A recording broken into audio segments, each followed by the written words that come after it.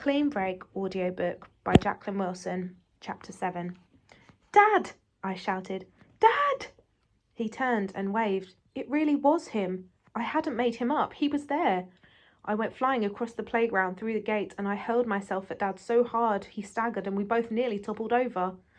We clung to each other, swaying and laughing. I dug my fingers into his denim jacket, making sure he really was real, that I wasn't imagining him. Oh, Dad, I said.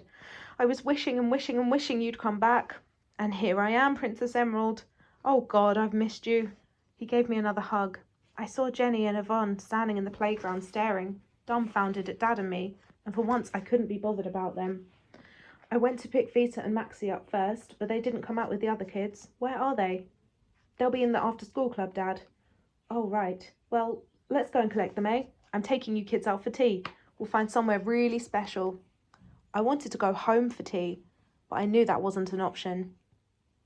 Where are we going, Dad? Wait for the magical mystery tour, Princess. But I promise your Royal Highness there will be chips and candy floss and ice cream and donuts and chocolate.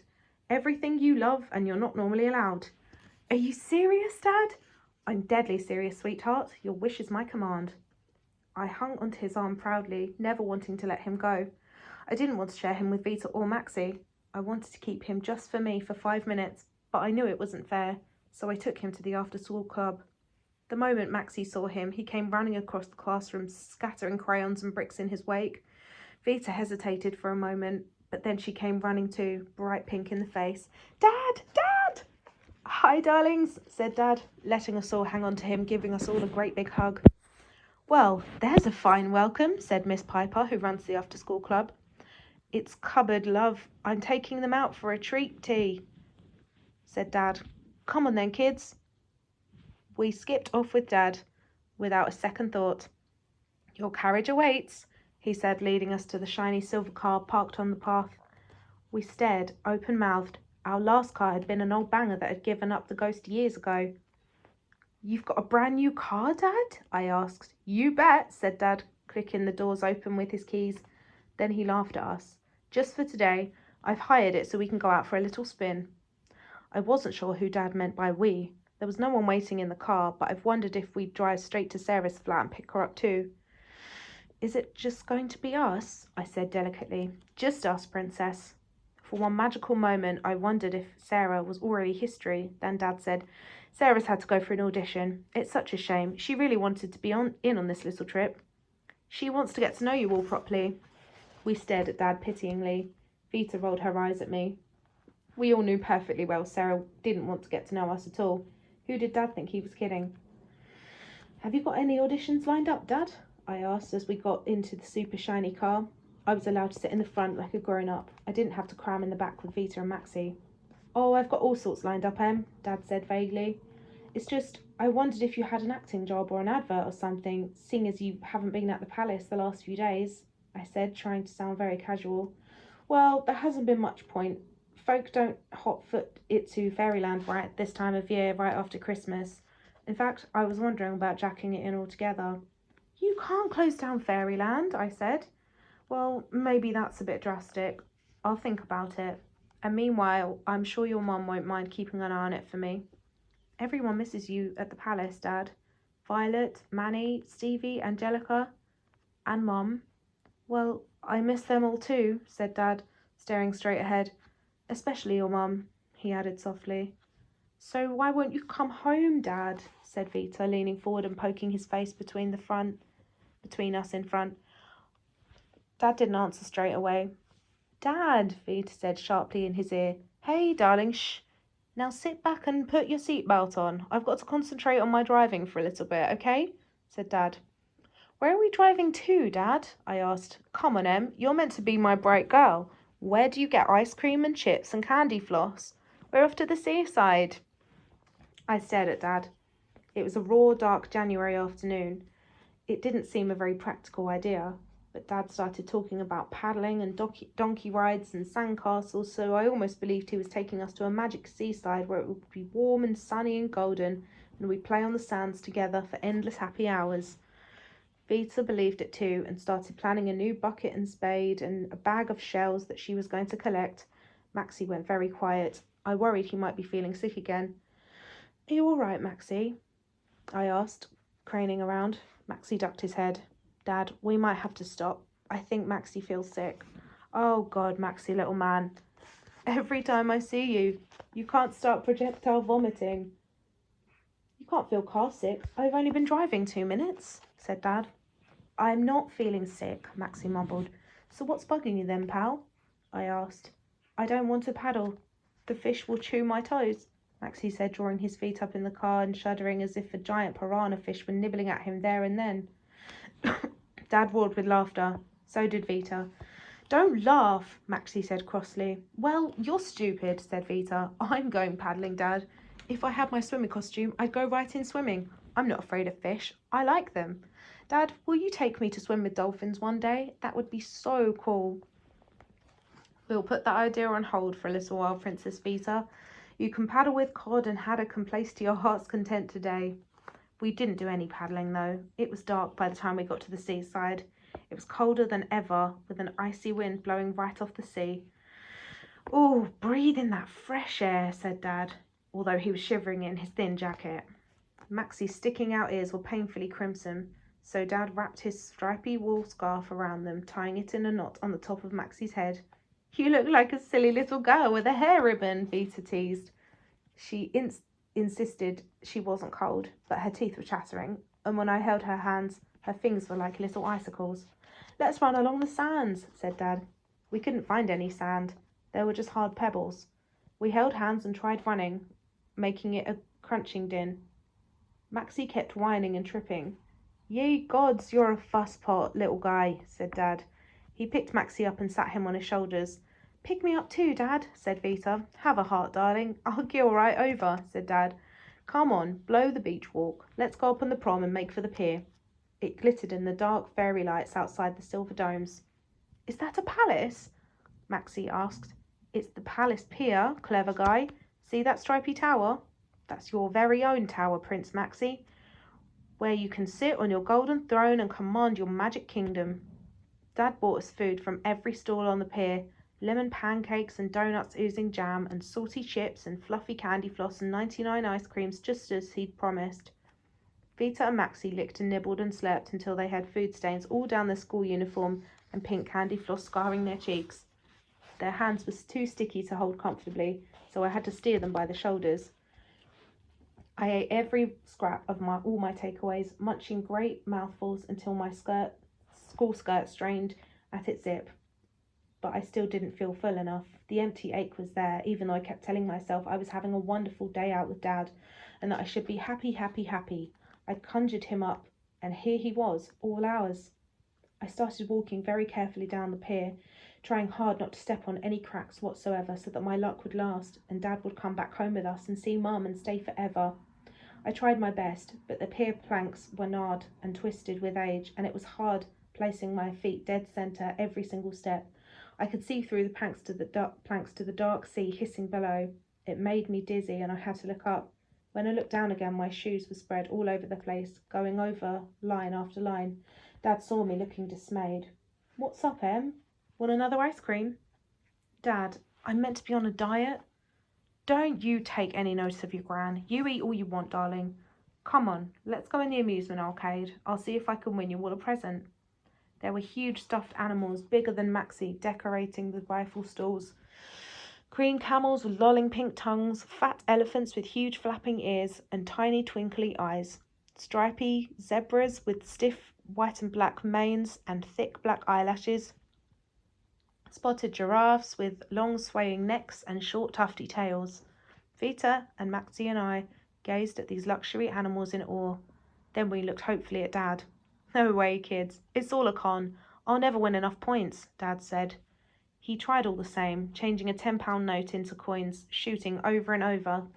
Tough luck, sir, the young girl stallholder said, eyeing Dad up and down. It is tough luck, darling. When my kids have their hearts set on one of your lovely animals and I haven't got a hope in hell of winning one, said Dad, giving her his special smile. Hey, you've already had another tenner off me. How about I give you another and you make the kids deliriously happy with a camel? I wish I could, said the girl, sidling up to him, giving Dad a little smirk, but the camels all counted. An elephant? A zebra? What about that giraffe in the corner with the wonky neck? My boss would go bananas. I can't. I truly can't. Not unless you win fair and square. But you and I know there's no way you can win, said Dad. It's not fair, and it's not square. That's life, said the girl, shrugging. Here, your kids can have these little consolation prizes, eh? She threw us a pack of jelly beans each. Maybe you can come back later. Without the kids? Dad laughed and whispered something in her ear. Vita glared and tugged at his arm. Come on, Dad, she said furiously. Dad pulled a funny face. Sorry, Princess Vita. I'm simply trying to sweet-talk that girl into letting you have a special camel. Still, never mind. Let's win you a teddy instead, he said, stopping at one of those crane machines. Rainbow-coloured teddies were stuffed inside the glass, squished in with their tight little snouts twisted sideways and their beady eyes bulged. Uh-oh, they're all so crammed in. I'll never be able to pull them out, said Dad. But I want one, said Maxie, standing on tiptoe so that he was eye to eye with the huddle of bears. You've got hundreds of bears at home, little guy, said Dad. But I haven't got a stripy one. I want this one, Mr. Stripey, said Maxie, stabbing at the glass with his sticky finger. I want a bright pink one. It's exactly the colour of Dancer's nose. They can be best friends. Please, please, please win me the pink one, Dad, said Vita pleadingly, jumping up and down. Dad rolled his eyes and then looked at me. Okay, Princess Emerald, I suppose you want an emerald green teddy, he said. It's okay, Dad, I said, though I did want one badly. I wanted a very small green bear with bright blue eyes and an anxious expression. It's that one, isn't it? Said Dad, pointing to my blue-eyed bear. You're magic, Dad, I said, semi-serious. I'll do my best to win you your teddies, but it's not going to be easy, said Dad. He changed another £10 note and then started manoeuvring the crane. It was the most unwieldy thing ever, the metal claws brushing each bear uselessly. Sometimes it held onto a paw or an ear or even a little snout, but after a tug or two it swung away, empty. We watched, goggle-eyed, holding our breath each time the crane hovered. All four of us went, oh, at every failure. On the very last go, Dad managed to capture a little lopsided yellow bear that clung onto the crane grimly with one paw. Is he mine, Dad? Asked Vita. I really want Mr. Stripey, but the yellow one might do instead, said Maxie, though he didn't sound sure. The yellow Ted isn't for you, Maxie. He isn't for you either, little Vita. Is he for me, Dad? I asked. Sorry, sweetheart. He's already taken, said Dad. He's mine. Are you going to call him Mr. Yellow? Asked Maxie. No, my little bear's called Ray. That isn't a very special name, said Vita. Yes, it is, darling. He's my little ray of sunshine. He's going to remind me of our happy day together. We had one last look at Mr. Stripey, Pinky, and Little Blue Eyes, and then we went out of the amusement arcade, gripping hands and shivering all the way down to the end of the windy pier where the rides were. Maxie cowered away from the Dodgem cars and squealed in horror at the great waltzer hurtling round and round. You're such a pain, Maxie, Vita grumbled. You're always too scared to go on anything. No, I'm not, Maxie insisted. I do want to go on one of their rides. I want to go right up in my tower. We all looked at the pink and red striped helter-skelter tower.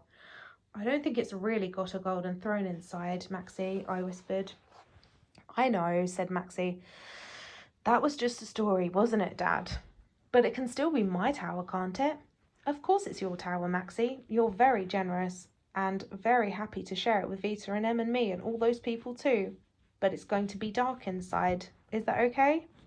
Of course it's okay, said Maxie bravely.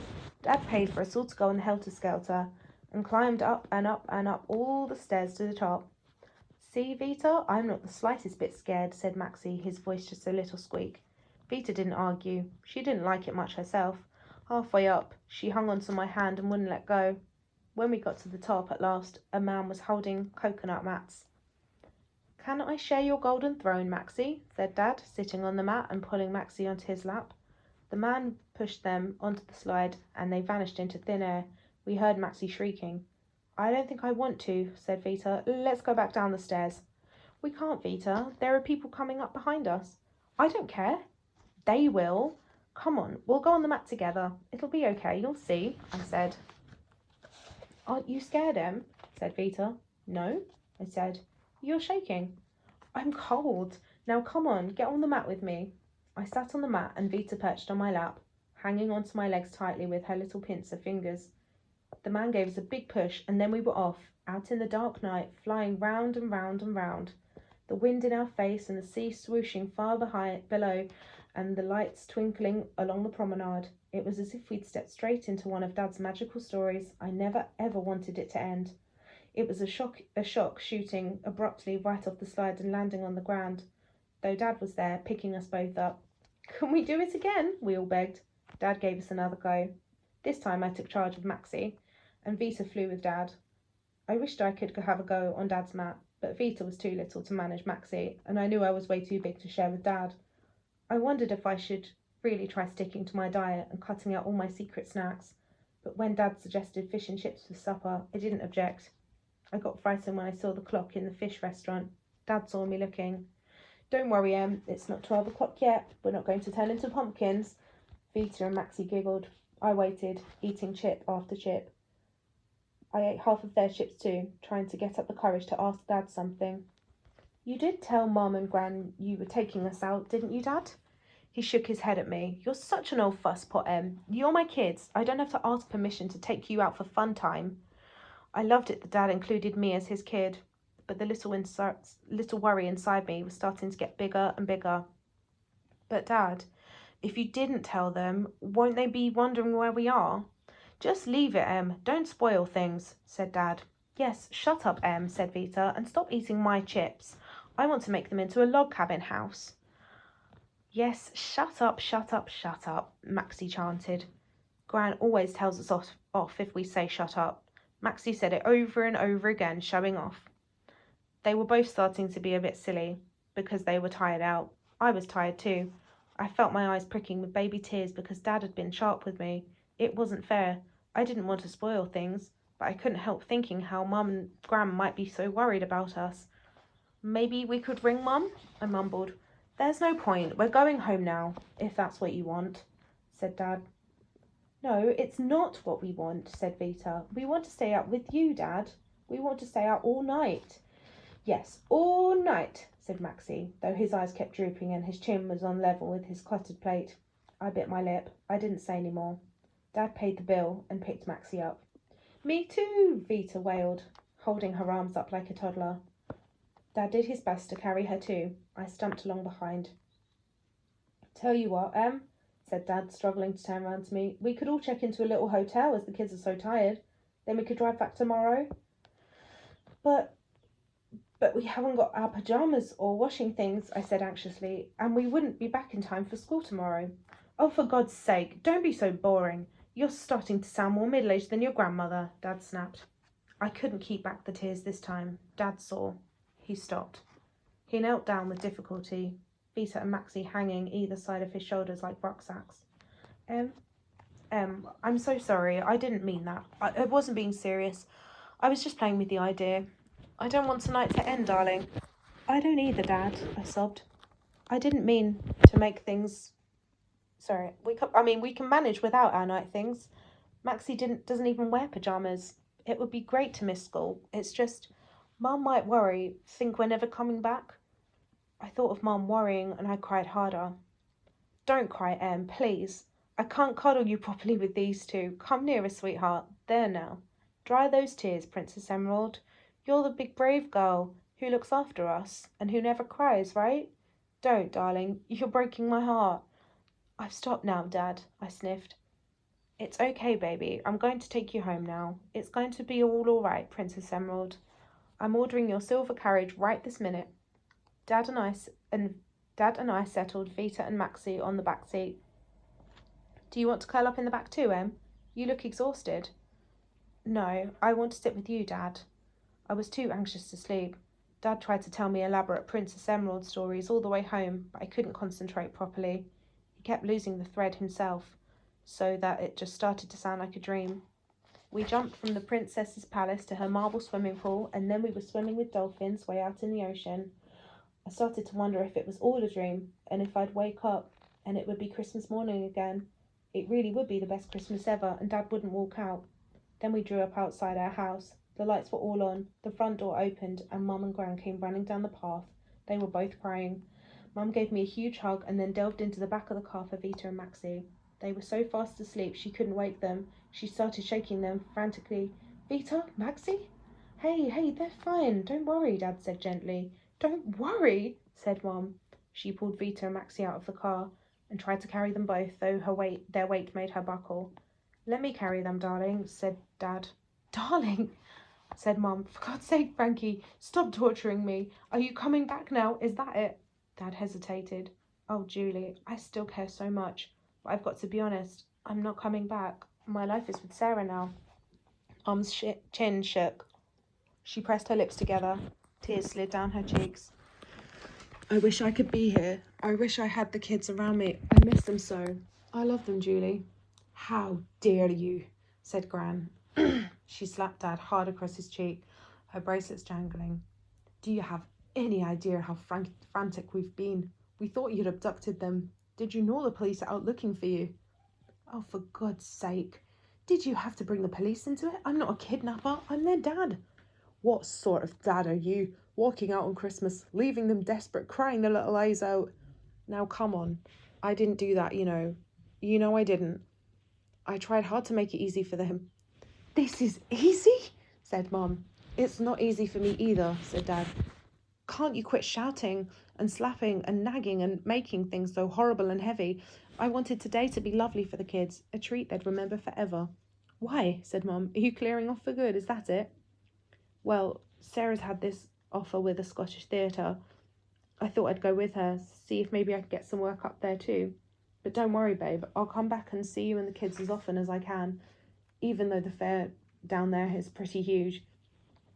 You save your money, said Gran, though most of it is my money that I was a fool to lend you in the first place. We don't want to see you ever again. Push off with your stupid little girlfriend and never come back. You don't mean that, said Dad. He looked at Mum.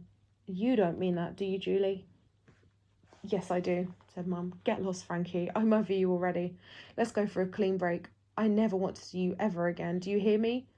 Leave me and my kids alone. Dad stared at her. One of his cheeks was still scarlet where Gran had slapped him. He rubbed it, looking dazed. Then he took a deep breath. Okay, if that's the way you want it, he said. He looked at Vita, Maxie and me. What do you want, kids? I didn't know what to say, what to do. I wanted to tell Dad that I wanted to see him all the time. I wanted to tell Mum I didn't ever want to see Dad again. I wanted and wanted, torn in two. Vita was sobbing now, exhausted. What do you want, Princess Vita? Dad asked softly. I want to go to bed, Vita wailed. Maxie was past saying anything. He was crumpled in a heap in the hallway, whimpering. Look at the state you've got them in, said Mum. What sort of dad are you? Okay, I'm a lousy dad, a useless husband, a hopeless provider, Dad shouted. Right then, I'll make everybody happy. I'll clear off out of your lives. We'll go for a clean break.